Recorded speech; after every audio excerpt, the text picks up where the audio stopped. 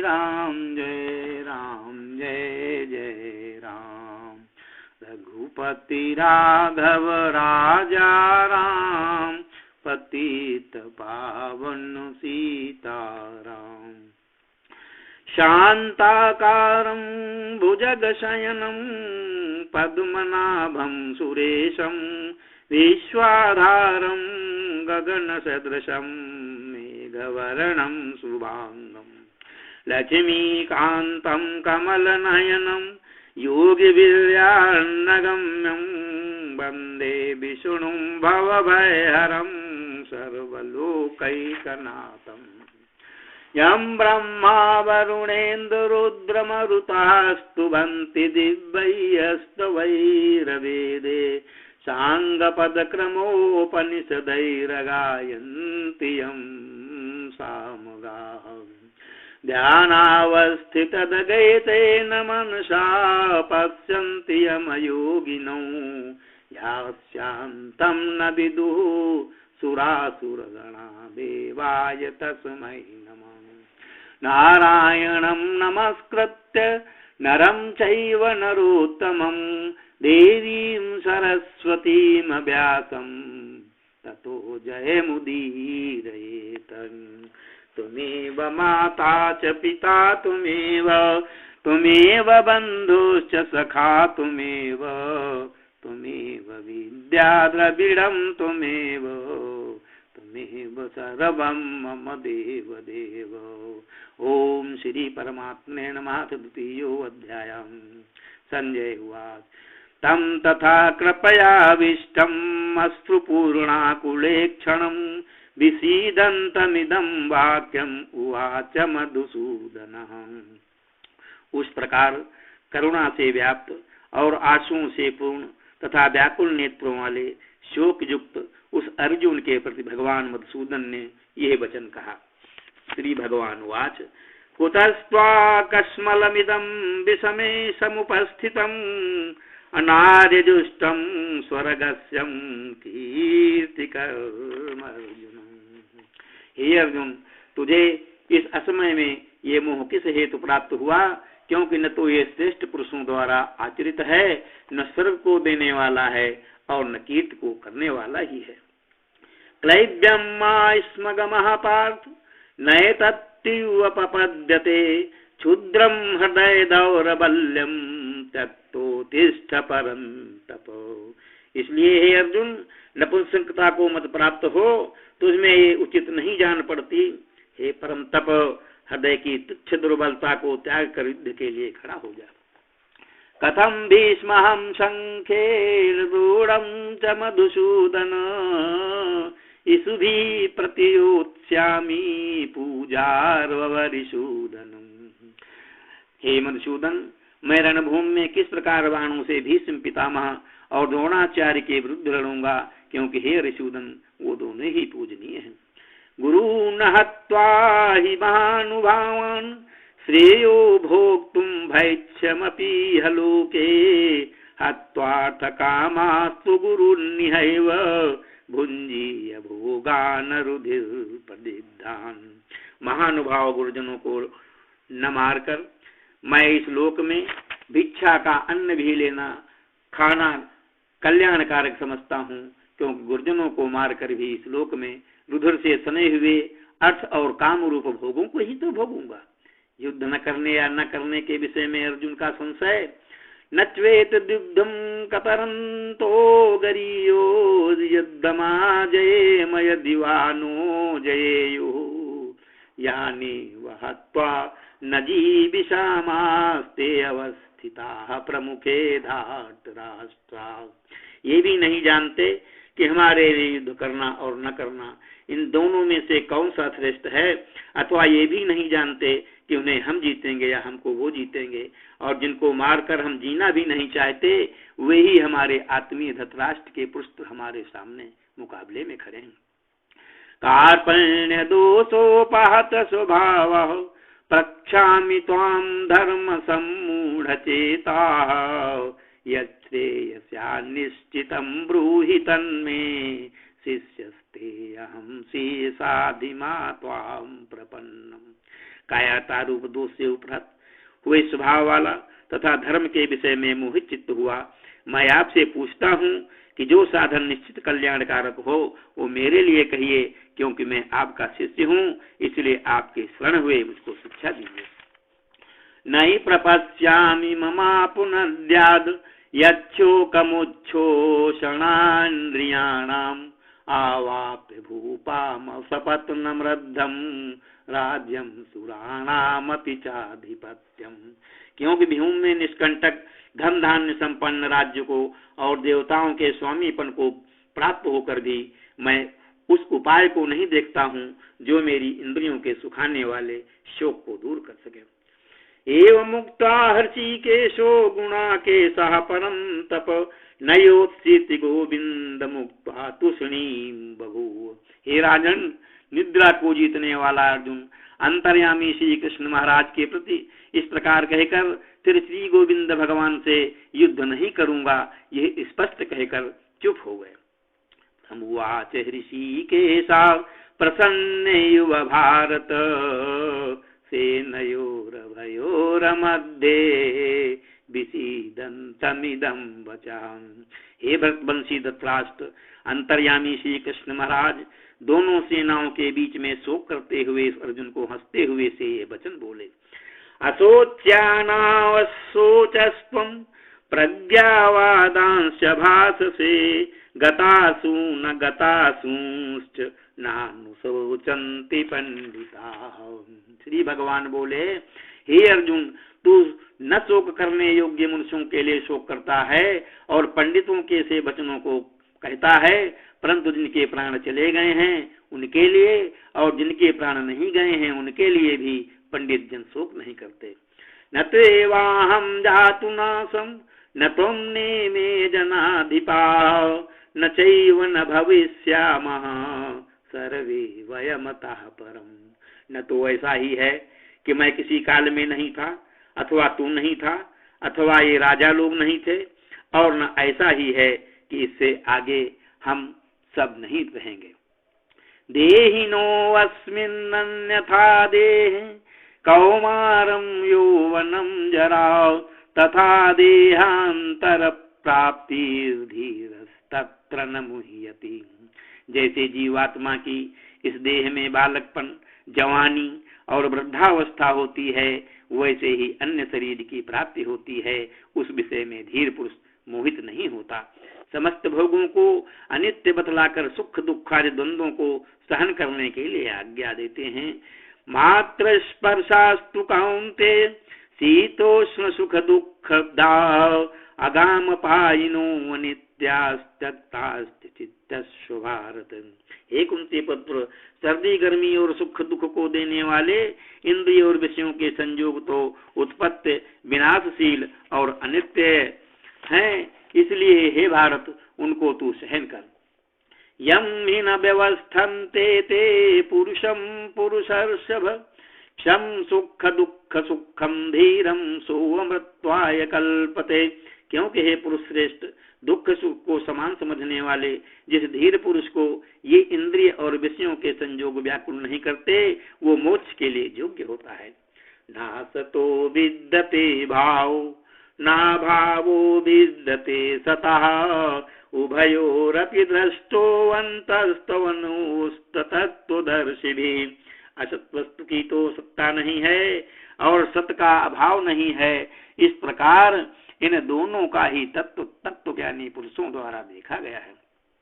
अविनाशी स्तुतु तद्विद्य येन सर्वमिदं ततं विनाशव्यस्यास्य न कश्चित् कर्तुम् अर्हति। नाश रहित तो तू उसको जान जिससे ये संपूर्ण जगत दृश्य वर्ग व्याप्त है। इस अविनाशी का विनाश करने में कोई भी समर्थ नहीं है।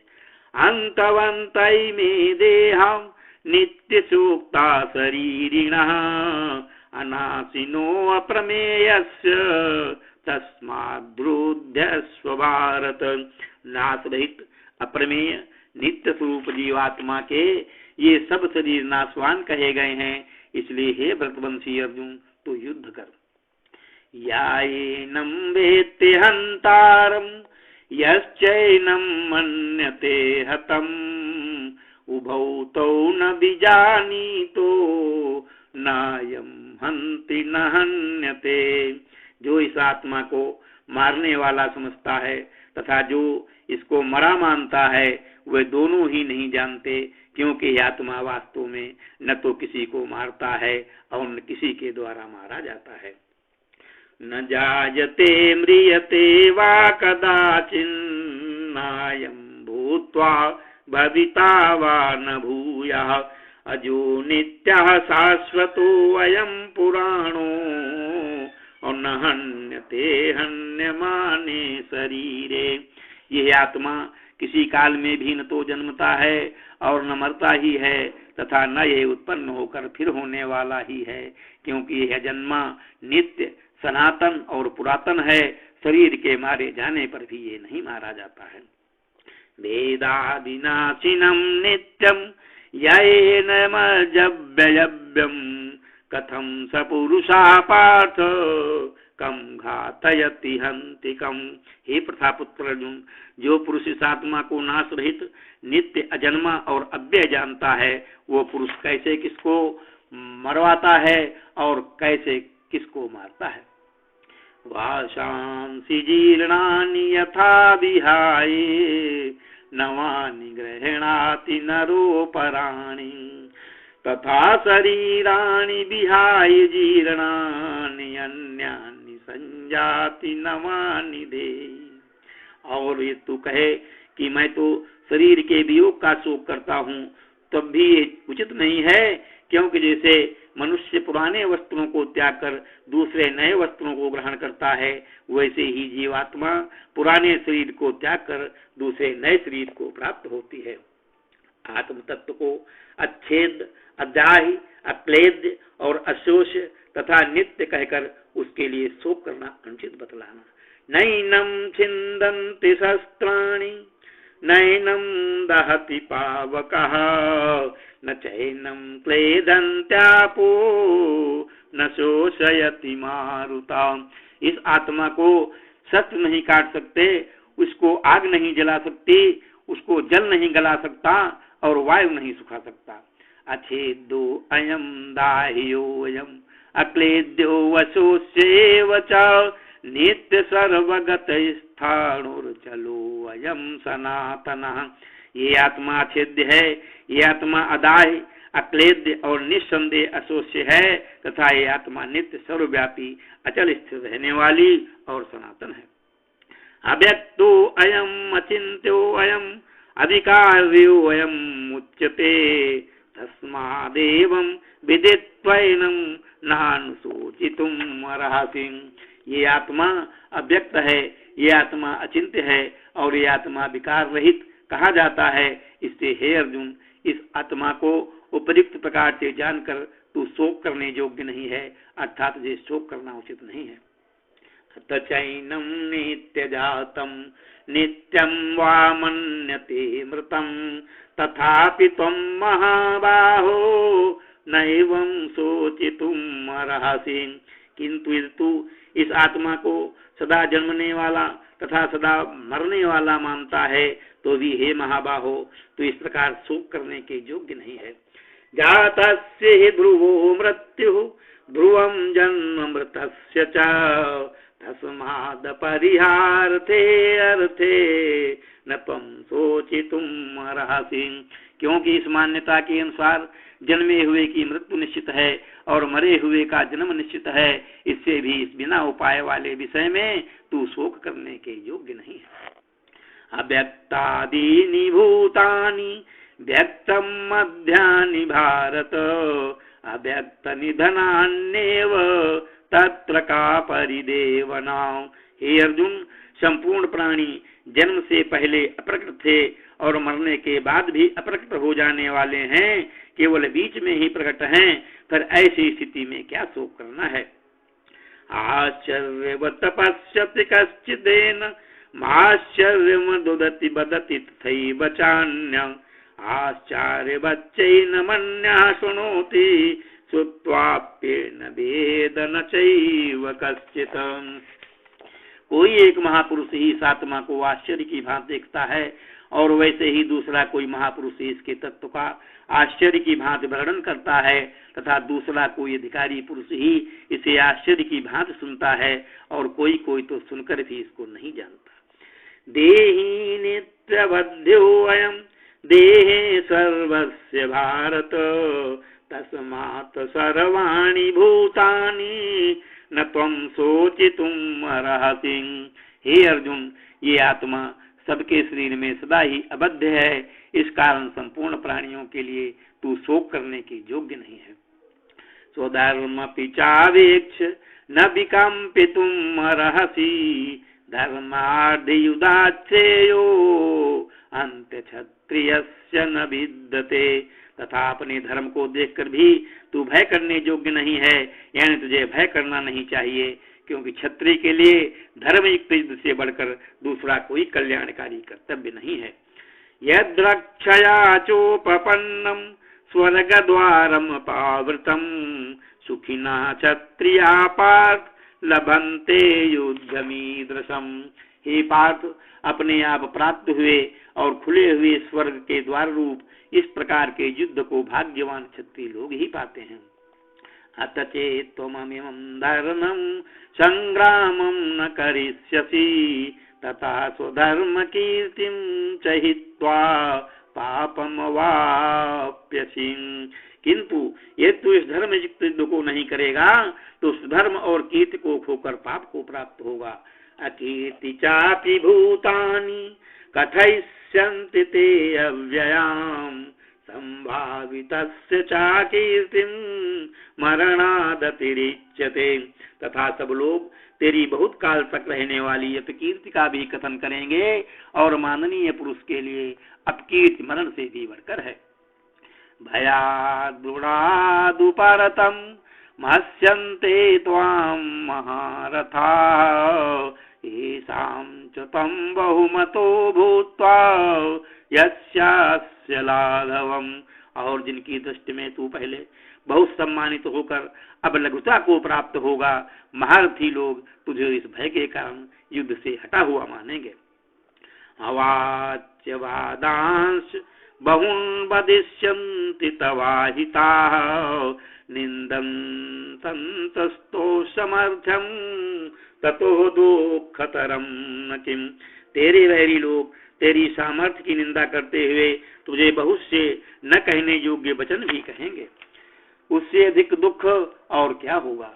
हतो वा प्राप्यसि स्वर्गम जीत्वा वा भोक्ष्यसे महीम् तस्मादुत्तिष्ठ कौन्तेय युद्धाय कृतनिश्चयाः।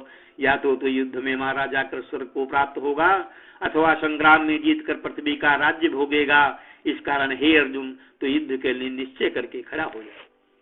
सुख दुखे समे कृत्वा लाभालाभौ जया जयौ ततो युद्धाय युज्यस्व नैवं पापम वाप्यसे।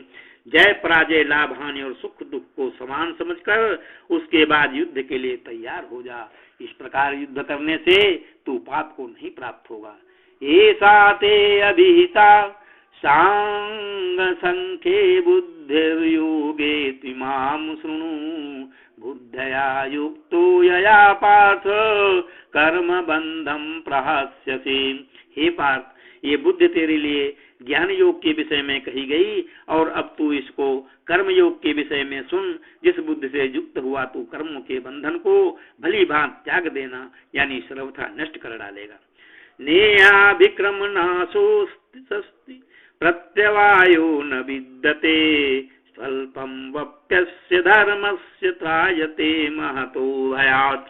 इस कर्म योग में आरंभ का अर्थात बीज का नाश नहीं है और उल्टा फल रूप दोष भी नहीं है, बल्कि इस कर्म योग रूप धर्म का थोड़ा सा भी साधन जन्म मृत्यु रूप महान भय से रक्षा कर लेता है। व्यवसायात्मिका बुद्धिरेकैः कुरु नंदन बहुशाखा हंताश्च बुद्धयो अव्यवसायिनां। हे अर्जुन, इस कर्म योग में निश्चयात्मक बुद्धि एक ही होती है। अस्थिर विचार वाले विवेकहीन सकाम मनुष्यों की बुद्धियां निश्चय ही बहुत भेदों वाली और अनंत होती हैं। यामिमां पुष्पिताम वाचम प्रवदन्ति विपश्चितः वेदवादरताः पार्थ नान्यदस्तीति वादिनः कामात्मना स्वर्गपरां जन्म कर्म फलप्रदां क्रिया विशेष बहुलां भोगैश्वर्य गतिं प्रति भोगैश्वर्य प्रसक्तानां तया प्रहत चेतसां व्यवसायात्मिका बुद्धि समाधौ न विधीयते।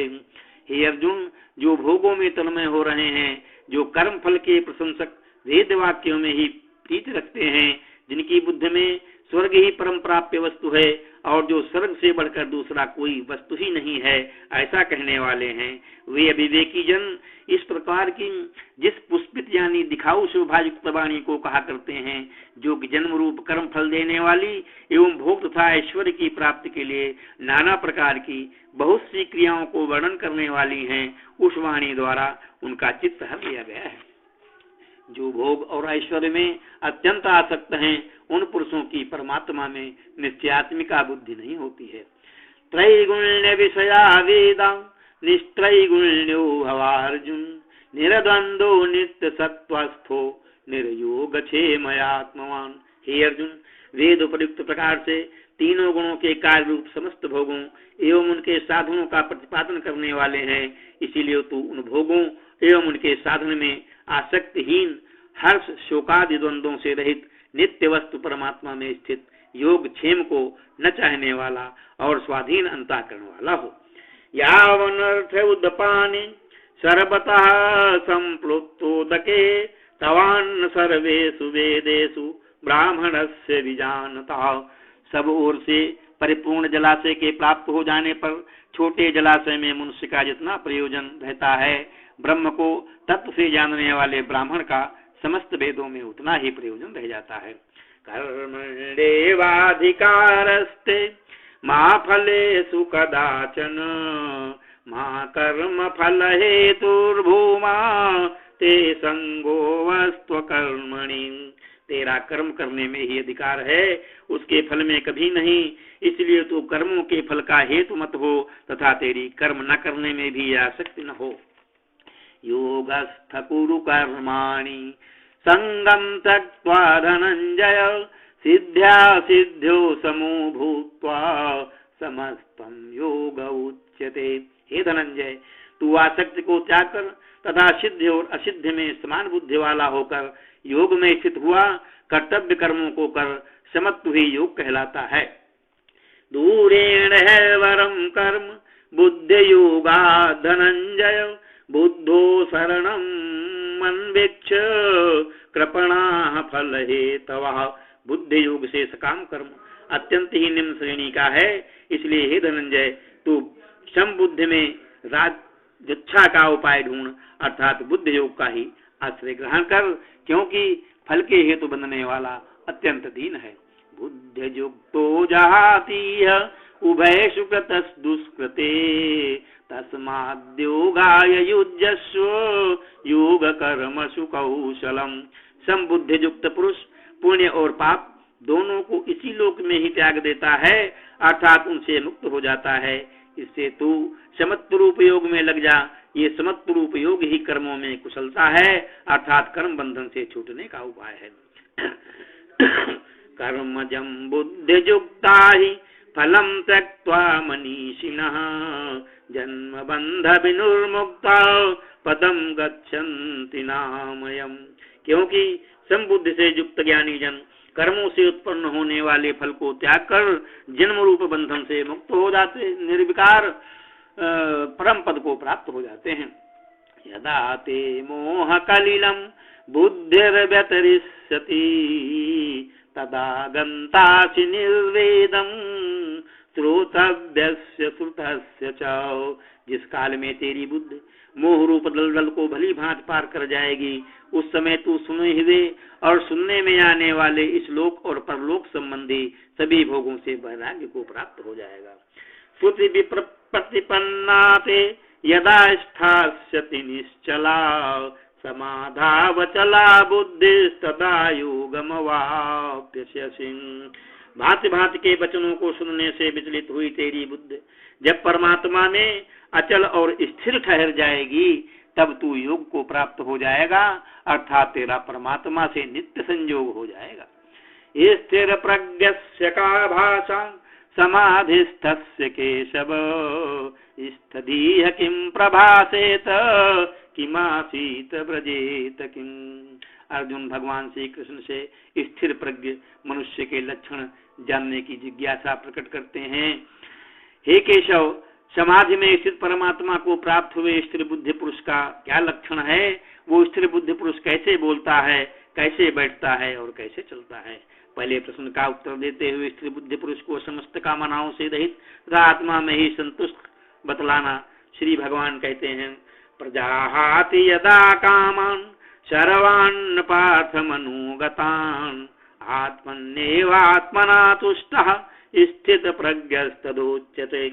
हे अर्जुन, इस काल में ये पुरुष मन में स्थित संपूर्ण कामनाओं को भली भांति त्याग देता है और आत्मा से आत्मा में ही संतुष्ट रहता है, उस काल में वो स्थित प्रज्ञ कहा जाता है।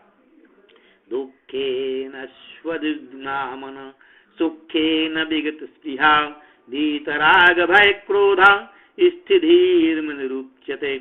दुखों की प्राप्ति होने पर जिसके मन में उद्वेग नहीं होता, सुखों की प्राप्ति में जो सर्वथा निस्पृह है तथा जिसके राग भय और क्रोध नष्ट हो गए हैं, ऐसा मुनि स्थिर बुद्धि कहा जाता है।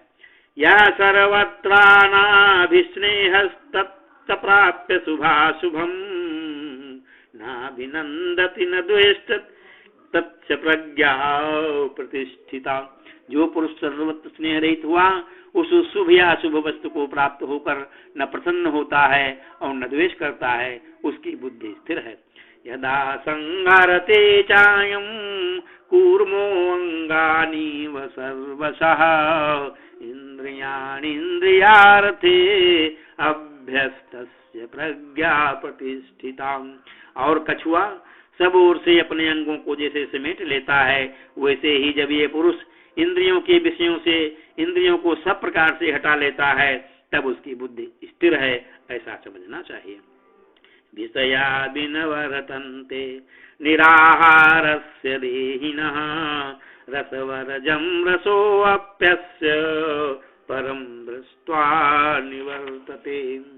इंद्रियों के द्वारा विषयों को ग्रहण न करने वाले पुरुष के भी केवल विषय तो निवृत्त हो जाते हैं, परंतु उसमें रहने वाली आसक्ति निवृत्त नहीं होती। इस स्थित प्रज्ञ पुरुष की तो आसक्ति भी परमात्मा का साक्षात करके निवृत्त हो जाती है।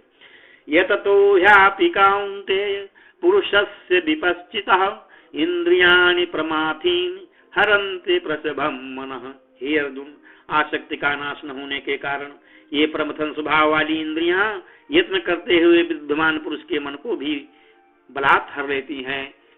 तानि सर्वाणि संयम युक्तया शीतमत्परः वशी यस्येन्द्रियाणि तस्य प्रज्ञा प्रतिष्ठिता। उन संपूर्ण इंद्रियों को बस में करके समाहित चित्त हुआ मेरे प्राण होकर ध्यान में बैठे, क्योंकि जिस पुरुष की इंद्रियां बस में होती हैं उसी की बुद्धि स्थिर हो जाती है। ध्यायतो विषयान् पुंसः संगस्तेषुपजायते संगात संजायते कामः कामात् क्रोधोऽभिजायते। विषयों का चिंतन करने वाले पुरुष की उन विषयों में आसक्ति हो जाती है और आसक्ति से उन विषयों की कामना उत्पन्न होती है और कामना में विघ्न पड़ने से क्रोध उत्पन्न होता है। अक्रोधात् भवति सम्मोह सम्मोहात् स्मृति विभ्रमः स्मृति भ्रंश बुद्धिनाशो बुद्धिनाशः प्रणश्यति। क्रोध से अत्यंत मूढ़ भाव उत्पन्न हो जाता है, मूढ़ भाव से स्मृति में भ्रम हो जाता है, स्मृति में भ्रम हो जाने से बुद्धि अर्थात ज्ञान शक्ति का नाश हो जाता है और बुद्धि का नाश हो जाने से यह पुरुष अपनी स्थिति से गिर जाता है। राग द्वेष वियुक्तस्तु विषयान्द्रियैश्चरण आत्मवश्यैर्विधेयात्मा प्रसादमधिगच्छति। परंतु अपने अधीन किए हुए अंतःकरण वाला साधक अपने वश में की हुई राग द्वेष से रहित इंद्रियों द्वारा विषयों में विचरण करता हुआ अंतःकरण की प्रसन्नता को प्राप्त होता है। प्रसादे सर्वदुःखानां हानिरस्योपजायते प्रसन्न चेतसो ह्यांशु बुद्धि पर्यवतिष्ठते।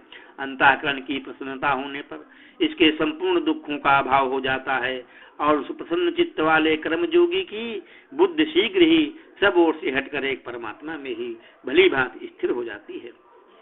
नास्ति बुद्धिरयुक्तस्य चायुक्तस्य भावना न चा भावयतः शांतिर्शान्तस्य कुतः सुखम। न जीते हुए मनोर इंद्रियों वाले पुरुष में निश्चयात्मिका बुद्धि नहीं होती और उस अयुक्त मनुष्य के अंतःकरण में भावना भी नहीं होती तथा भावहीन मनुष्य को शांति नहीं मिलती और शांति रहित मनुष्य को सुख कैसे मिल सकता है। इंद्रियाणाम हि चरताम यन मनोनुविधीयते तद्यस्य हरति प्रज्ञाम वायुर्नामवाम्भति। क्योंकि जैसे जल में चलने वाली नाव को वायु भर लेती है वैसे ही विषयों में विचरने वाली इंद्रियों से मन जिस इंद्रिय के साथ रहता है वो एक ही इंद्रिय इस पुरुष को बुद्धि को हर लेती है। तस्माद्धस्य महाबाहो निगृहीतानि सर्वशः इंद्रियाणीन्द्रियार्थे अभ्यस्तस्य प्रज्ञा प्रतिष्ठिता। इसलिए हे महाबाहो, जिस पुरुष की इंद्रियां इंद्रियों के विषयों से सब प्रकार निग्रह की हुई हैं उसी की बुद्धि स्थिर है। या निशा सर्वभूतानां तस्याम जागृति संयमी यस्याम जागृति भूतानि सा निशा पश्यते मुनेः। संपूर्ण प्राणियों के लिए जो रात्रि के समान है उस नित्य ज्ञान स्वरूप परमानंद की प्राप्ति में स्थित प्रज्ञ योगी जागता है और जिस नाशवान सांसारिक की प्राप्ति में सब प्राणी जागते हैं परमात्मा के तत्व को जानने वाले मुनि के लिए वो रात्रि के समान है।